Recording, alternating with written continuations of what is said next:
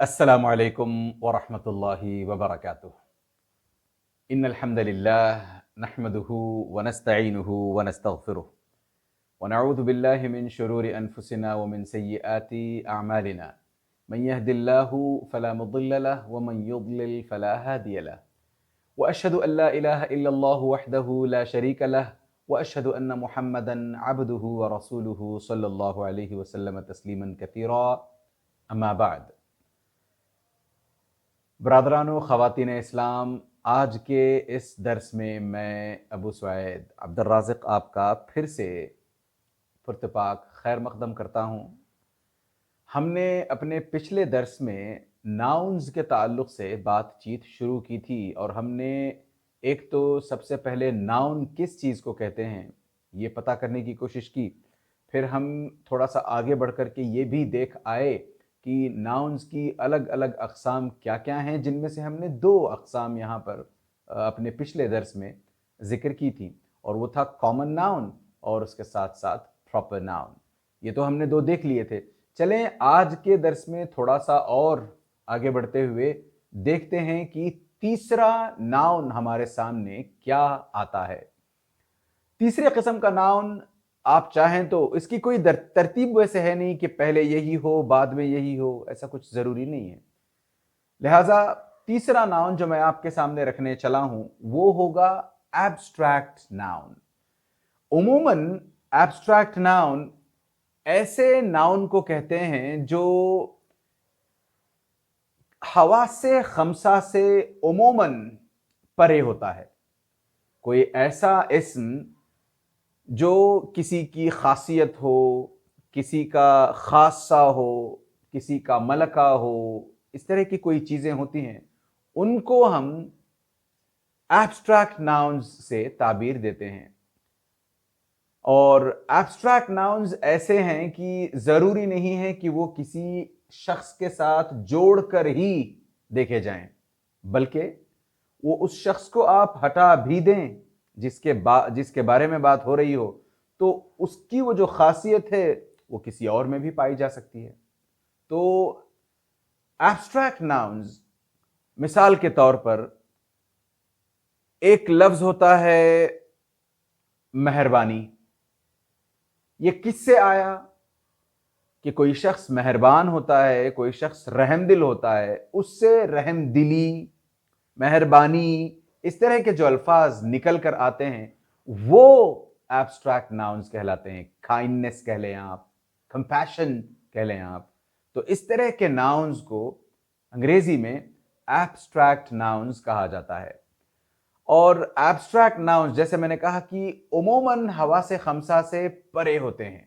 उमूमन इसका मतलब यह हुआ कि इक्का दुक्का आपको कुछ समझ में मिसालें ऐसे भी आ सकती हैं जो हवा से खमसा के अंदर हों।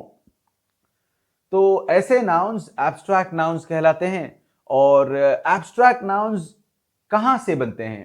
कई दफा एब्स्ट्रैक्ट नाउन्स एडजेक्टिव्स से बन करके आते हैं।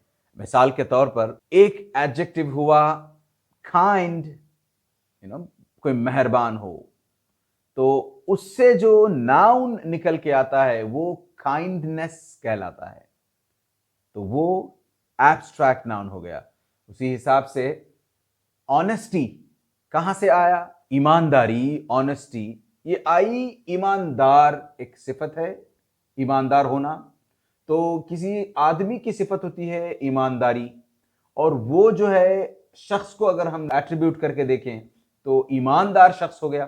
तो ईमानदार शख्स जब हम कहते हैं तो उसका जो मलका है वो किसी और में भी हो सकता है। जरूरी नहीं है कि आप उसको उसी शख्स के साथ जोड़ कर देखें।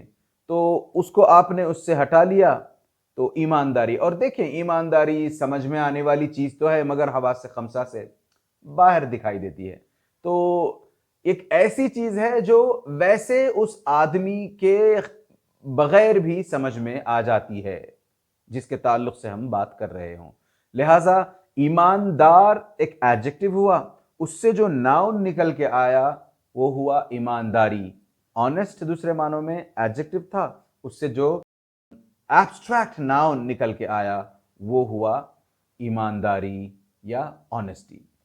एब्स्ट्रैक्ट नाउन्स इसी तरह वर्ब्स से भी बनते हैं। मिसाल के तौर पर एक वर्ब हुआ टू obey, कि इताअत करना, उससे जो नाउन निकल के आता है वो है obedience, यानी इताअत, फरमाबरदारी। तो उसी हिसाब से आप देखें कि एक लफ्ज और हुआ ग्रो, यानी नश्व नुमा पाना, परवान चढ़ना, ग्रो कहलाता है, टू ग्रो। उससे जो नाउन निकल के आता है परवान, नश्व नुमा, तो उसको हम ग्रोथ कहते हैं। तो ऐसे कुछ अल्फाज जो वर्ब्स से निकल के आते हैं और एब्स्ट्रैक्ट नाउन्स भी बन जाते हैं। उसी हिसाब से एब्स्ट्रैक्ट नाउन्स कई दफा दूसरे कॉमन नाउन्स से भी बनते हैं। मिसाल के तौर पर एक कॉमन नाउन हुआ चाइल्ड, उससे आपने बनाया चाइल्डहुड। एक कॉमन नाउन हुआ मदर, उससे आपने बनाया मदरहुड। एक कॉमन नाउन हुआ पेरेंट, उससे आपने बनाया पेरेंटहुड। अच्छा, ये जरूरी नहीं है कि हर एक के आखिर में हुड हुड ही आए। मैंने बस दो चार मिसालें जो ऐसे मेरी जबान में अचानक जबान पर आ गई, हुड की ही थी वो, वरना आप देखें तो स्लेव एक कॉमन नाउन है, उससे जो लफ्ज निकल के आता है वो है स्लेवरी। तो इस तरह एडजेक्टिव से भी, वर्ब से भी, और कई दफा कॉमन नाउन्स से भी एब्स्ट्रैक्ट नाउन्स बनते हैं। ये और बात है कि ये थोड़ा सा एकेडमिक हो गया, और इसमें अगर आपको कोई चीज दिक्कत आमेज नजर आए, समझ से परे नजर आए, तो आपको रत्ती बराबर भी परेशान होने की जरूरत नहीं है। मैं बताऊं आपको कि मैंने अपने पिछले 25-30 साल ऐसी जिंदगी में जहां मैं इफेक्टिवली अंग्रेजी बोलता रहा हूं, कभी मैंने इसकी जरूरत महसूस नहीं की कि मैं एब्स्ट्रैक्ट नाउन किसी को उसका सही इस्तेमाल या उसका इस्तेमाल करते हुए बता सकूं या हाँ, ये और बात है कि जब मैंने पढ़ाना शुरू किया तब मुझे ये बताना पड़ता है लोगों को सिखलाने के लिए, समझाने के लिए। क्योंकि कई दफ़ा ऐसा भी होता है ना कि एक बंदा पढ़ता है, अब आगे उसको 10th का एग्ज़ाम देना हो या 12th का एग्ज़ाम देना हो या इस तरह कोई और एग्ज़ाम्स हो उसके, तो उसमें हो सकता है एक सवाल आ जाए एब्स्ट्रैक्ट नाउन्स के ताल्लुक से। तो ऐसे मौके पर बात को समझाने के लिए एब्स्ट्रैक्ट नाउन्स की मिसालें देना, एब्स्ट्रैक्ट नाउन्स क्या है समझाना एक चीज़ है, मगर बात करते हुए स्पोकन इंग्लिश में कभी आपको एब्स्ट्रैक्ट नाउन्स को समझते हुए उनको उनका सही इस्तेमाल आप करोगे कि नहीं करोगे, इंशाअल्लाह ताला उसकी ज़रूरत नहीं पड़ेगी। इसी वजह से मैंने पिछले दर्स में भी कहा था कि इस दर्स में कुछ बातें ज़रूर आएंगी नाउन्स के दुरूस में जो आपके स्पोकन इंग्लिश के काम के लायक होंगे, और कुछ वहीं ऐसी बातें होंगी जो एकेडमिक व्यू पॉइंट से आपके लिए बहुत मुफीद साबित हो सकती हों। लिहाजा ये पॉइंट जो था एब्स्ट्रैक्ट नाउन्स के ताल्लुक से, वो उमूमन एकेडमिकली ही इस्तेमाल में आता है। चलें आगे बढ़ते हुए एक और नाउन को समझने की कोशिश करते हैं।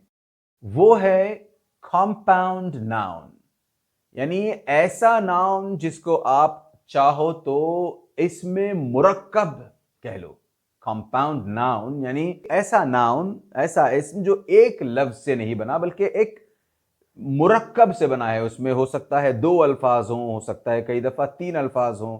उन अल्फाज का जो मुरक्कब बन के आपके सामने आता है वो उसी मुरक्कब के साथ इस्तेमाल हो तो एक किस्म का माना देता है।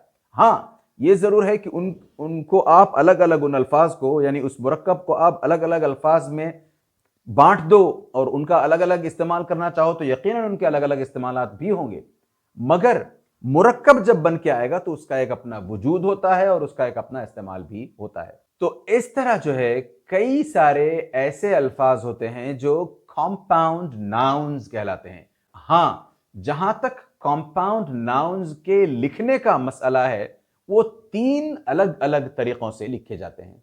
कई दफा कंपाउंड नाउन्स मिला करके लिखे जाते हैं कुछ इस तरह कि इनके बीच में कोई स्पेस, कोई जगह नहीं होती।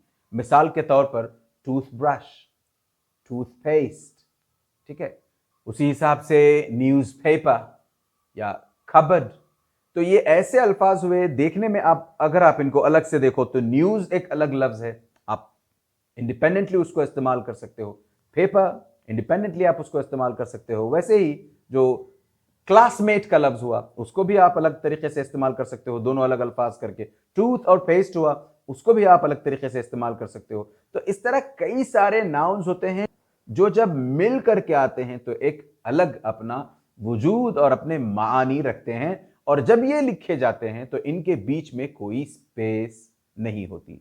ये कैसे पता किया जाएगा कि कोई स्पेस होगी कि नहीं होगी? ये आपको किताबों में देख करके, अखबारों का मुताला, किताबों का मुताला करके, यानी जहां कहीं कुछ भी अंग्रेजी में लिखा हो उसको देखते रहें, बस एक लफ्ज पर आपकी नजर पड़े और आपको लगे कि इसमें ऐसा लगता है कि दो अलग अलग अल्फाज, यानी इस लफ्ज को अगर मैं बीच से बांट दूं तो दो अलग अल्फाज लगते हैं ये। मिसाल के तौर पर मार्केट हो गया, दूसरी तरफ प्लेस हो गया, होम हो गया, वर्क हो गया, मिला लिया तो मैंने होमवर्क बन गया।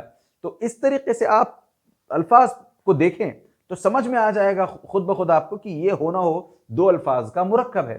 तो इस तरीके से कुछ अल्फाज होते हैं जो इस तरीके से लिखे जाते हैं और इस्तेमाल भी ऐसे होते हैं। इसके अलावा एक दूसरा तरीका जो लिखे जाने का है वो है स्पेस दे करके, कि उनके बीच में तो आप स्पेस दे देंगे, बस कुछ नहीं और देंगे, बस एक आप स्पेस दे देंगे।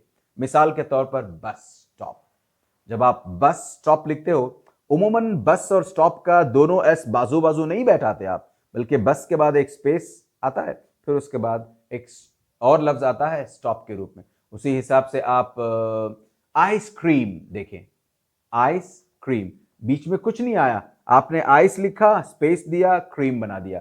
उसी हिसाब से आप air conditioner, AC, air conditioner कहलाता है। जब आप एसी लिखते हो तो बात अलग है, जब आप एयर कंडीशनर या एयर कॉन लिखते हो तो क्या कहते हो, कैसे लिखते हो? एयर लिखते हो, स्पेस लगा दिया आपने। स्पेस लगाने से मेरी मुराद नहीं है कि आपने वहां कुछ लिखा है, बस एक जगह खाली फारिग जगह छोड़ दिया आपने, उसके बाद कंडीशनर लिखा, तो आपका ये बन गया एयर कंडीशनर। उसी हिसाब से कई आपके अल्फाज और आते हैं। एक और मिसाल, अलार्म क्लॉक। अलार्म और क्लॉक दो अल्फाज हैं, इन दोनों को मिलाकर नहीं लिखा जाता, बल्कि इन दोनों के बीच में एक वाकई स्पेस आती है और कुछ नहीं आता। ये दूसरा तरीका हो गया कॉम्पाउंड नाउन्स को लिखने का। तीसरा तरीका कॉम्पाउंड नाउन्स को लिखने का ये है, ये तरीके से मेरी मुराद ये नहीं है कि आप जो चाहो इन अल्फाज को जैसे चाहो इस्तेमाल कर सकते हो। ये एक मेथड है, उसी हिसाब से लिखा जाता है, उसी हिसाब से मुस्तामल है। तो मैंने एक कैटेगरी की मिसाल दी है, अब आपको उस कैटेगरी की जब भी मिसालें मिलें आपको उसी हिसाब से इस्तेमाल करना है। तीसरी कैटेगरी की तरफ हम चलते हैं। तीसरी कैटेगरी में उमूमन होता यह है कि दो तीन अल्फाज के मुरक्कबात तो होते हैं, मगर इन मुरक्कबात के बीच में जगह जगह हाइफनेशन होती है। हाइफनेशन का मतलब क्या हुआ? एक छोटा सा, जिसे हम डैश कहते हैं ना, हमारी अपनी आम जबान में हम डैश लगाना कहते हैं, वो असल में हाइफन है। दो अल्फाज के बीच में आपने एक छोटा सा हाइफन लगा दिया। तो हाइफन जब हम लगा देते हैं तो इस तरीके से एक और नया मुरक्कब वजूद में आता है। मिसाल के तौर पर mid wife, mid term exams होते हैं ना, मिड टर्म एग्जाम्स हो गए। फिर आप देखें मदर इन लॉ, आपने मदर लिखा, इन लिखा, लॉ लिखा, दोनों जगह पर हाइफन आएगा, यानी मदर के बाद एक हाइफन आएगा, इन के बाद एक हाइफन आएगा। एक चीज का ध्यान रखें कि जब ये हाइफन आप दें तो हाइफन के बाद फिर से स्पेस नहीं आती, सिर्फ हाइफन आता है, हाइफन के फौरन बाद आपका नया वर्ड लिखा जाता है। एक और मिसाल, सेल्फ कॉन्फिडेंस, यानी इस तरीके के अल्फाज जब लिखे जाते हैं तो उनके बीच बस एक हाइफन आता है, बाकी कुछ नहीं, न पहले स्पेस हाइफन के न बाद में स्पेस हाइफन के। तो ये थी कुछ मिसालें कॉम्पाउंड नाउन्स को लेकर के। अगली दफा जब हम मिलेंगे इंशाअल्लाह ताला तो आपके सामने कुछ और इस तरीके के नाउन्स ले आएंगे जिनमें और तफासील बिइज़्निल्लाह होंगी। अल्लाह अज़्ज़ व जल से दुआ करते चले कि अल्लाह अज़्ज़ व जल हमें अपनी इस कोशिश में कामयाब करे कि हम अंग्रेजी बआसानी सीख सकें, उसको बोल सकें और उसके ज़रिए से माफ़िज़ ज़मीर अदा करते हुए दीन का काम भी कर सकें। आमीन या रब। व सल्लल्लाहु अला नबीना मुहम्मद व अला आलिहि व सहबिहि अजमाइन। अस्सलामु अलैकुम व रहमतुल्लाहि व बरकातुहू। सुब्हानकल्लाहुम्मा व बिहम्दिका अशहदु अन ला इलाहा इल्ला अंता अस्तगफिरुका व अतूबु इलैक।